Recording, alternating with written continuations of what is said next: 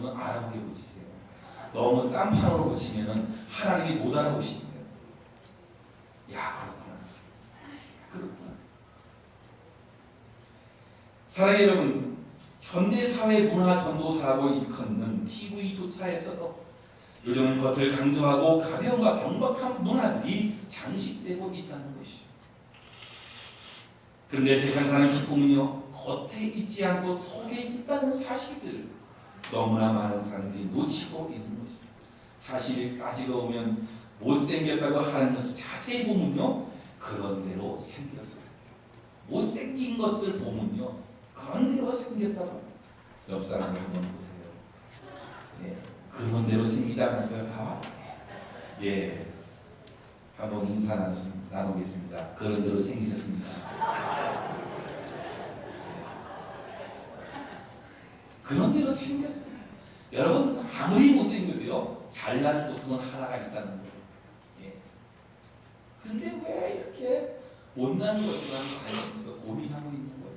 자기도 잘난 모습이 분명히 하나 있을 터인데, 제가 고등학교 시절에 그런 말이 유행했었는데요. 그때 우리 학교만 그 유행했는지 모르겠지만 그런 말이 있었어요. 예. 멀리서 보니까 못생겼더니 가까이서 보니까 더 못생겼네. 이런 말이 있어요. 또 이런 말이, 멀리서 보니까 너무 잘생겨서 가까이서 보니까 정말 잘생겼네. 묻지 않으시네. 어떤 친구가 저한테 와가지고 그러더라고요. 야, 너 멀리서 보니까 멋지게 생겼는데 가까이서 보니까 정말 멋지구나. 근데 이것이 어떨 때는 멀리서 보니까 너무 잘생겨서 가까이 보니까 영 아니야. 못생김 속에 들어있는 아름다움을 볼 수 있다면 얼마나 큰 기쁨입니다. 여러분 자녀들 속에서도 얘 저런 지혜가? 근데 그 안에 그 아이의 아름다움을 발견한다면 이건 큰 기쁨이 되는 거 아니겠어요? 연약한 속에 있는 강이다. 우리 어머니들 보세요. 어머니들 모습을 보면 얼굴 주름살에 손은 거칠고 몸뚱이는 말을 하지 않아도 알잖아요. 그러나 그 어머니의 강인함, 연약하신 여자분, 그러나 어머니일 때는 그분이 얼마나 강하고 그분의 마음은 얼마나 아름다워. 그것을 볼 수 있다면 큰 기쁨이고 축복이 된다는 거예요. 다음은 쉬프트라는 말이 있는데요. 그 말은 저변에 밀려 있던 못생긴 것에서 희망을 버는. 다음은 쉬프트. 요즘 대학 학교들이 많이 있어요. 학교에 적응하지 못하는 아이들, 성적이 바닥인 아이들, 문제만 일으키는 문제아들 모아서 선생님들이 가르쳐요. 기존의 학교는 다른 방법으로 아이들을 교육해서 그 아이들이 일반 학교에 다니는 아이들보다 훨씬 창조적이고 가능성 있는 아이로 탈바꿈하게 만든 뭐요? 못생긴 것에서 잘생긴 것 보는 거예요. 작년에 2009년에 발표했던 하모니라는 영화가 있어요. 청주교도소, 청주 여자교도소에서 있었던 일, 그것을 영화, 영상화해서 내놓은 작품들. 버림받은 사람이 사회에 부적응 자질이 있었습니다. 교도소에서 아이를 낳으면 18개월까지 기를 수가 있고, 근데 그 이후에는 입양을 시키든지 자기 친척에게 맡기든지 자기 가족 누구에게 맡기든지 그렇게 해야 되는데, 지금 이제 아이를 떠나 보내야 하는 한 어머니, 한 여자가 그 교도소 안에서 아이와 함께 생활을 하고 있다. 전직 대학 교수였는데 어떤 일로 일해서인지 지금 살인자로 감옥에 들어와서 사형수가 되어지는 한 여인. 이런저런 문제, 저마다 아픈 사연을 지닌 채 이제 담장 안에서 살아가는 여자들이 합창단을 만들게 되었다. 주위에서는요, 저것들 될 수가 없어. 분명히 문제만 일일 것이. 될 거야.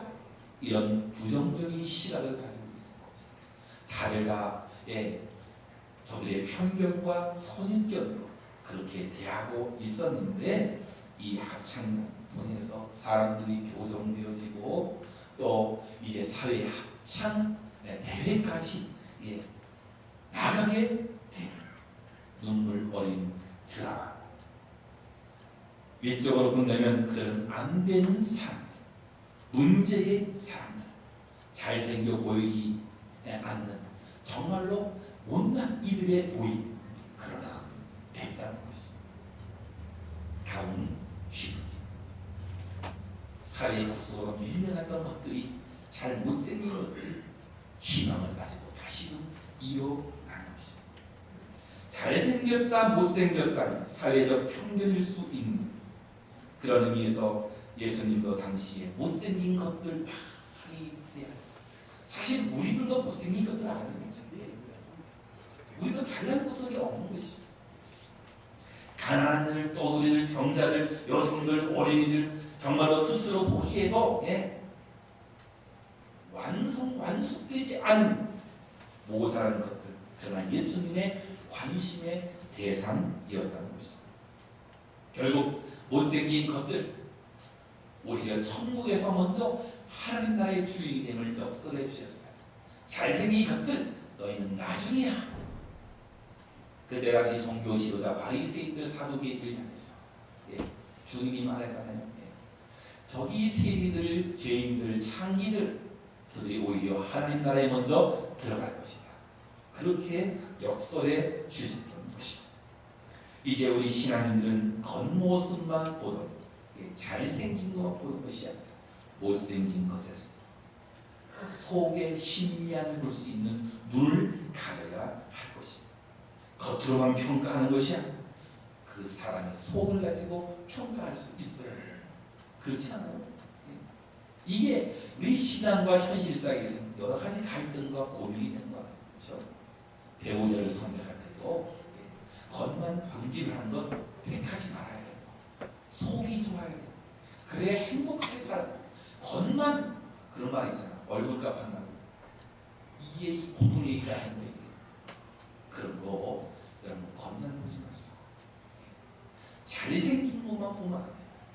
못생긴 것은 거기에서 새로운 것을 볼 수 있어요. 그게 바로 믿음인 것이죠. 이럴 때 믿음으로 승리하게 되는 줄로 믿습니다. 세 번째 고민은 이런 고민, 빠른 것이냐 느린 것이냐 하는 고민. 어떻게 보면 이것은 빠른 것이냐 다른 것이냐의 이 고민일 수 있는 것입니다. 우리는 지금 스피드 시대에 살고 있습니다. 그런데 이 시대에 느릿느릿 살겠다는 것은 뭐예요? 그것은 바보같이 보이는 일. 빨리빨리가 슬로건이 된 우리 한국의 현실. 빨리가 훨씬 편리하고 좋을 수 있는 것이죠. 한국의 인터넷 속도가 익숙해져서 이곳에 오신 분들 속이 터질 수 있는 거예요. 저도 이제 익숙해져가지고 아유 되거나 말거나 이제 어떤 날 갑자기 또 저기 가다가 한 2시간이 전인데 안 들어오고 아휴 들어오거나 말거나 이제 어떤 분 신방을 갔어요. 제가 며칠 전에 신방을 갔더니 인터넷을 신청을 했는데 2달이 됐는데 아직까지 안 달아줬다는 거예요. 속이 터져서 죽이다. 목사님